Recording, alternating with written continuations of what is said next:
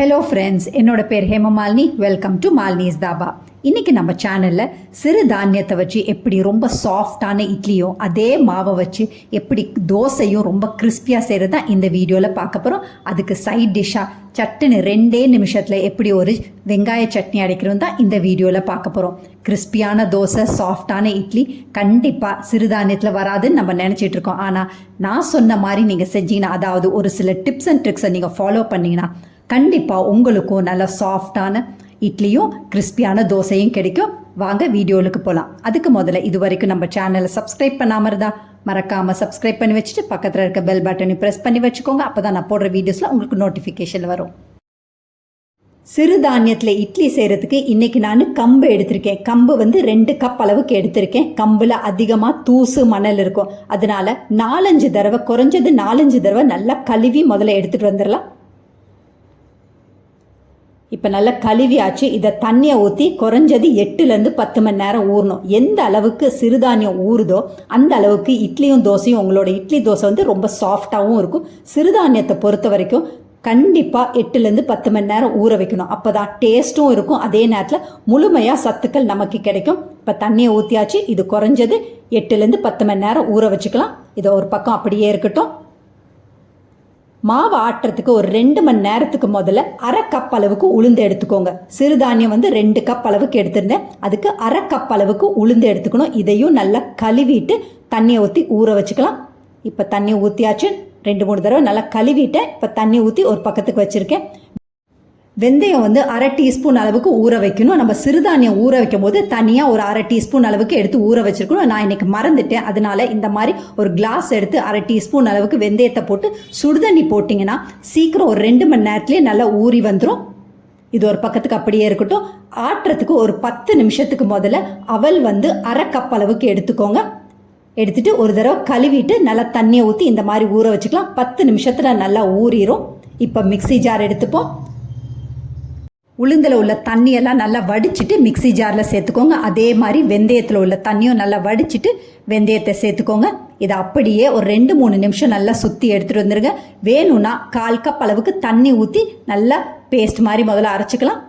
அதிகமாக பேஸ்ட் தேவையில்லை, ஏன்னா மறுபடியும் நம்ம அவலை போட்டு அரைக்க போகிறோம். இப்போ இந்த அளவுக்கு அரைச்சோன்னே நம்ம அவலையும் சேர்த்துக்கலாம். இதையும் சேர்த்துட்டு நல்லா பேஸ்ட் மாதிரி முதல்ல அரைச்சிக்கணும். கொஞ்சம் கொஞ்சமாக தண்ணி ஊற்றி பார்த்து, மோட்டர் ரொம்ப சூடாயிடும். அதனால் விட்டு விட்டு நீங்கள் அரைச்சி எடுத்துகிட்டு வந்துடுங்க. இப்போ தண்ணியை ஊற்றி வேணுங்கிற அளவுக்கு கொஞ்சம் கொஞ்சமாக தண்ணி ஊற்றிக்கோங்க.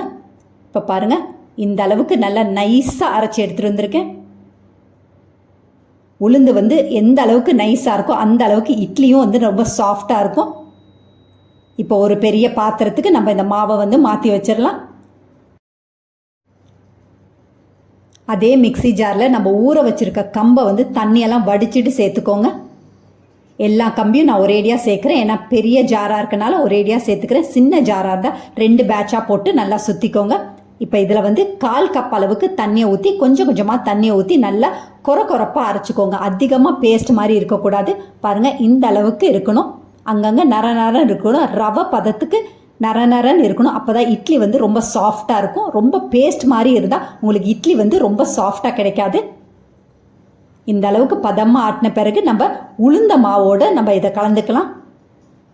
நீங்கள் எந்த அளவுக்கு உளுந்தையும் அதே நேரத்தில் கம்பையும் பதமாக ஆட்டுறீங்களோ அந்த அளவுக்கு உங்களோட இட்லியும் சரி தோசையும் சரி ரொம்ப நல்லா வரும்.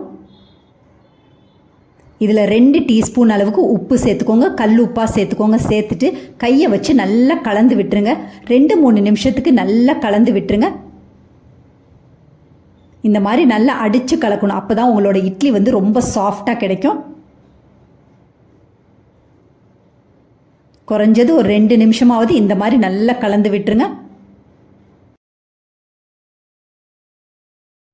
சைடில் இருக்க மாவெல்லாம் நல்லா வலிச்சு விட்டுருங்க. வலிச்சு விட்டு அப்படியே மூடியை போட்டு நல்லா புளிக்க வச்சுக்கலாம். 8 மணி நேரம் நல்லா புளிக்கட்டு. இப்போ நைட்டில் தான் நான் ஆட்டியிருக்கேன் மாவை.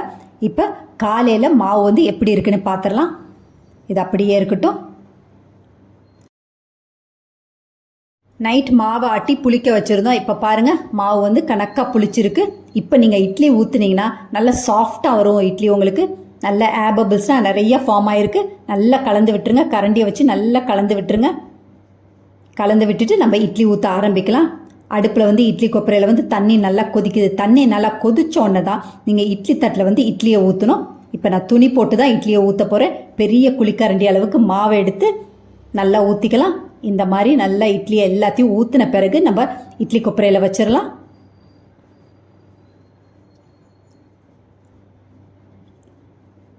பாருங்கள், தண்ணி வந்து நல்ல தளன்னு கொதிக்குது. இப்போ நம்ம இட்லி தட்டை வச்சிடலாம். வச்சுட்டு மூடியை போட்டு கரெக்டாக 8லேருந்து 10 நிமிஷம் நல்லா வேகட்டும். ஹை ஃப்ளேமில் வச்சு வேகணும். இது அப்படியே ஒரு பக்கத்துக்கு இருக்கட்டும். அதுக்குள்ளே இதுக்கு தேவையான சட்னி ஒன்று அரைச்சிக்கலாம். சின்ன மிக்ஸி ஜார் எடுங்க. கரெக்டாக 2 நிமிஷத்தில் முடிஞ்சிடும். மீடியம் சைஸ் வெங்காயத்தை, பெரிய வெங்காயத்தை எடுத்து நல்லா ரஃப்பாக சாப் பண்ணி மிக்ஸி ஜாரில் சேர்த்துக்கோங்க. இதில் கோலி குண்டு அளவுக்கு புளியை நல்லா பிச்சு போட்டு சேர்த்துக்கோங்க. 1 டீஸ்பூன் அளவுக்கு காஷ்மீரி மிளகாய்த்தூள், 1 டீஸ்பூன் அளவுக்கு காரமுள்ள மிளகாய்த்தூள். இதில் உப்பு புளிப்பு காரத்தை வந்து பேலன்ஸ் பண்ணுறதுக்காக கருப்பட்டி வந்து, அதாவது வெல்லம் வந்து ஒரு சின்ன துண்டு சேர்த்துக்கிறேன். உங்களுக்கு விருப்பம் இல்லைன்னா ஸ்கிப் பண்ணிடுங்க.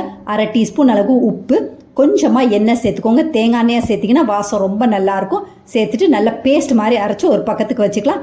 இன்னொரு பக்கத்தில் பேன் அடுப்பில் வச்சுருக்கேன். இதில் 2 டேபிள் ஸ்பூன் அளவுக்கு தேங்காய் எண்ணெய் சேர்த்துக்கோங்க.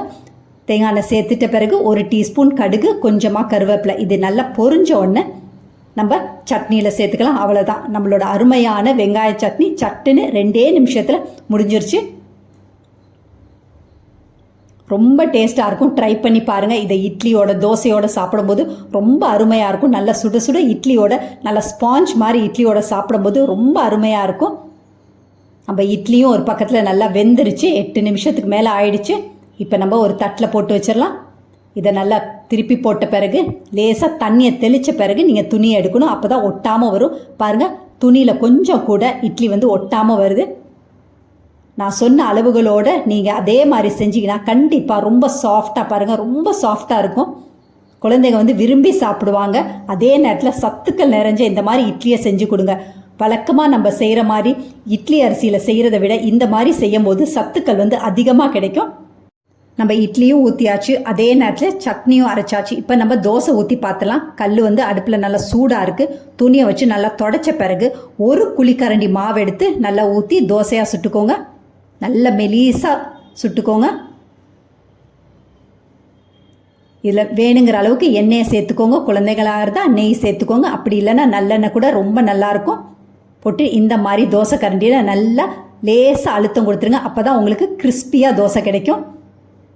நீங்கள் ஹோட்டல்லலாம் இந்த மாதிரி தான் செய்வாங்க. தோசை கரண்டியில் நைஸாக மாவை வந்து நைஸாக ஆக்கிறாங்க. பேப்பர் மாதிரி கிடைக்கும் உங்களுக்கு தோசை.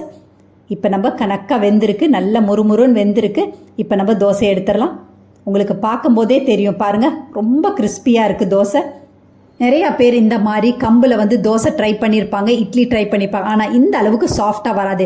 இப்போ நீங்கள் பார்த்தோன்னே தெரிஞ்சிருக்கும். இதுதான் டிப்ஸ் அண்ட் ட்ரிக்ஸ். இந்த டிப்ஸ் அண்ட் ட்ரிக்ஸை கண்டிப்பாக நீங்கள் ஃபாலோ பண்ணாதான் இந்த மாதிரி சாஃப்டான இட்லியும் கிறிஸ்பியான தோசையும் கிடைக்கும். இதே மாதிரி அளவுகளோட நீங்களும் இந்த கம்பு மாவை ஆட்டி பதமாக புளிக்க வச்சு இந்த மாதிரி இட்லியும் தோசையும் செஞ்சு பாருங்கள். செஞ்சு பார்த்துட்டு எப்படி இருக்குன்னு கமெண்ட் பண்ணுங்கள். பிடிச்சிருந்தா இந்த ரெசிபியை உங்கள் ஃபேமிலி ஃப்ரெண்ட்ஸோட ஷேர் பண்ணுங்கள், லைக் பண்ணுங்கள், சேவ் பண்ணி வச்சுக்கோங்க. பாருங்கள் எந்த அளவுக்கு சாஃப்டான இட்லி இருக்குன்னு. இட்லியும் சரி தோசையும் ரொம்ப கிறிஸ்பியாக கிடைக்கும். இந்த மாதிரி ரெசிபிஸ் வேணும்னாலும் மறக்காமல் நம்ம சேனலை சப்ஸ்கிரைப் பண்ணி வச்சுக்கோங்க. மறக்காமல் கமெண்ட் பண்ணுங்கள். உங்களோட ஒவ்வொரு கமெண்ட்டும் பார்க்குற வியூவர்ஸ்க்கும் சரி, அதே நேரத்தில் நம்ம சேனலோட வளர்ச்சிக்கும் ரொம்ப ரொம்ப முக்கியம். தேங்க்ஸ் ஃபார் வாட்சிங் ஃப்ரெண்ட்ஸ்.